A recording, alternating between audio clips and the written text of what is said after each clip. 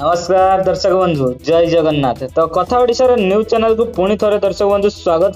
तो चलतु आज 10टी बड़ खबर उपरे नजर पकाइबा। तो दर्शक बंधु भिडियोटी आरंभ करने पूर्व जदि आम चैनल को नुआ आसी चैनल को लाइक और सब्सक्राइब करी बेल नोटिफिकेशन ऑल कर दिंतु जहाँ फल डेली एमती चुटकी बड़ अपडेट आपड़ पाइपर। तो दर्शक बंधु चलतु प्रथम बड़ खबर उपरे नजर पकाइबा। खबर नंबर 1। तो राज्य रे दिन को दिन ताती बढ़ुची, गरम भीषण हेलानी। तो यह नजर रखी आमर मुख्यमंत्री मोहन चरण माझी स्कूल छुट्टी घोषणा करिसेंती। तो राज्य रे दिन को दिन ताती बढ़ी चलची। अधिकांश जिले में पारद 40 डिग्री सेल्सियस पर रही। तो दर्शक बंधु स्कूल आपणकर 20 रु 23 पर्यंत स्कूल छुट्टी रही। खर्दा जिले में एप्रिल 20 रु 23 पर्यंत और अंगनवाड़ी छुट्टी भी दि जाइए। असह्य खरा को देखी छुट्टी पाई निर्देश देइछंती आमर जिलापाल। तो दर्शक बंधु चलतु परवर्ती खबर पर नजर पकाइबा। खबर नंबर 2। तो परवर्ती खबर होची सीएम मोहन चरण माझी विभिन्न प्रकार स्कीम देई जेमति कि सुभद्रा योजना और विभिन्न प्रकार योजना देई नारी माननकु बांधी रखिछंती तांको बंधन रे। तो सही शक्ति को तांकर से व्यवहार करिछंती। नारी शक्ति बंधन अधिनियम प्रसंग रे कांग्रेस को मुख्यमंत्री को निशान। से कहते आजिका दिन में नारी सब क्षेत्र में पारदर्शिता देखाई पारती। 140 कोटी जनसंख्या विशिष्ट देश में अधा होती महिला। नारी शक्ति निश्चित भाव में आगामी दिन में यार जवाब देवे। संसद और विधानसभा रे नारी प्रतिनिधित्व वृद्धि चाहूनी कांग्रेस। कारण बिल पास होइथिले 272 महिला संसद को निर्वाचित होइथान्ते। मातृशक्ति को सशक्त करने प्रधानमंत्री मोदी शपथ नहीं सारी। जो माने आज भावुंट आमे यहाँ रखीदेलु ताहा भूल। दर्शक बंधु राज्य रे दिन को दिन गरम बढ़िबारे लागिछि। गरम सांगरे गुळुगुळी मध्य बढ़िछि। अनेक स्थान रे 40 डिग्री पार करिछि तापमात्रा। असह्य गरम और गुळुगुळी रे संतुली हेउछि ओडिशा। अभ्यंतरीण ओडिशा रे आहुरी बढ़िपारे ताती। 2 रु 3 डिग्री दिन तापमात्रा बढ़िया नहीं पूर्वानुमान करिछि पाणीपाग विभाग। दर्शक बंधु परवर्ती खबर होची खबर नंबर 4। खबर नंबर 4 रही दर्शक बंधु गोष्ठी को नहीं आहत 6 जन। तो दर्शक बंधु आपण माने तो जानी थिबे गोष्ठी आमर चली ओडिशा रे। तो यही गोष्ठी मध्य पलासर रे 2 गोष्ठी मध्य संघर्ष होईछि एवं याहारी भितर 6 जन आहत।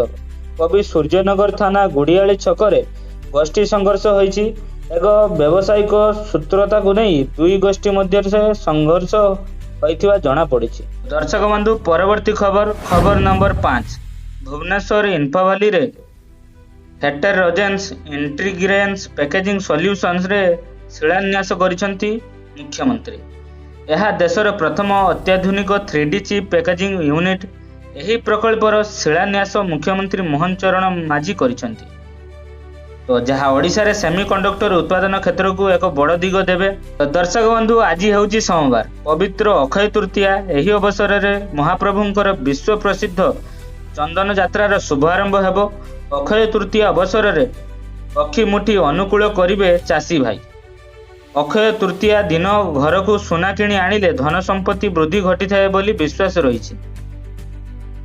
तो परवर्ती खबर होची खबर नंबर 7। भारत एवं रूस मध्य प्रतिरक्षा सहयोग को सुदृढ़ करने एक गुरुत्वपूर्ण चुक्तिनामा भाव कार्य होईछि।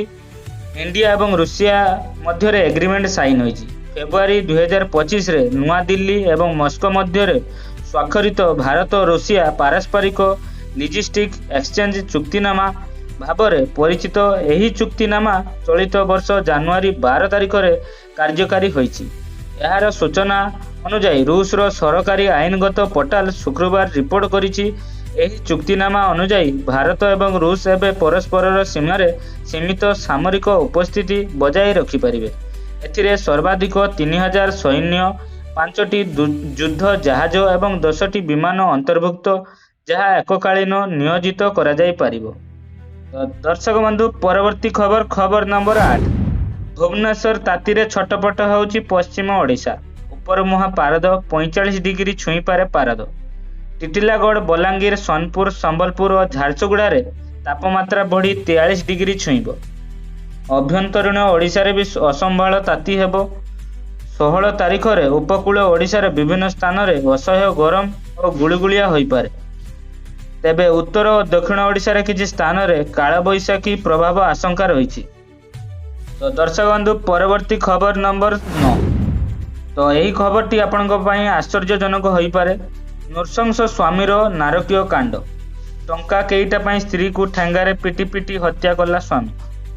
କେଉଁଝର ଜିଲ୍ଲାର ବାଂଶପାଲା ବ୍ଲକ ରୁଗୁଡ଼ି ସାହିର ଶ୍ରୀକାନ୍ତ ମହାକୁଡ଼ ସ୍ତ୍ରୀ ଚମ୍ପା ମହାକୁଡ଼ଙ୍କୁ 12,000 ଟଙ୍କା ପାଇଁ ହତ୍ୟା କରିଥିବା ସୂଚନା ମିଳିଛି।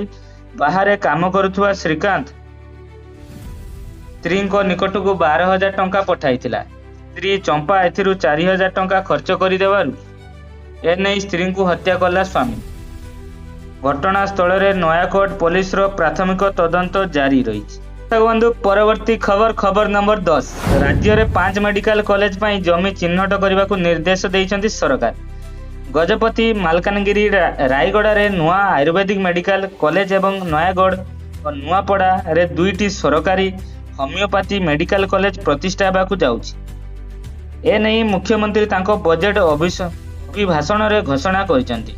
ତ ଦର୍ଶକ ବନ୍ଧୁ, ଆଜିର ଏହା ଥିଲା 10ଟି ବଡ଼ ଖବର। ଭିଡ଼ିଓଟି ଆପଣମାନଙ୍କୁ ଭଲ ଲାଗିଥିଲେ ଲାଇକ୍, ସବସ୍କ୍ରାଇବ୍ ଏବଂ କମେଣ୍ଟରେ ଆପଣଙ୍କର ମତାମତ ଦେଇଥିବେ। ରହୁଛି, ଜୟ ଜଗନ୍ନାଥ।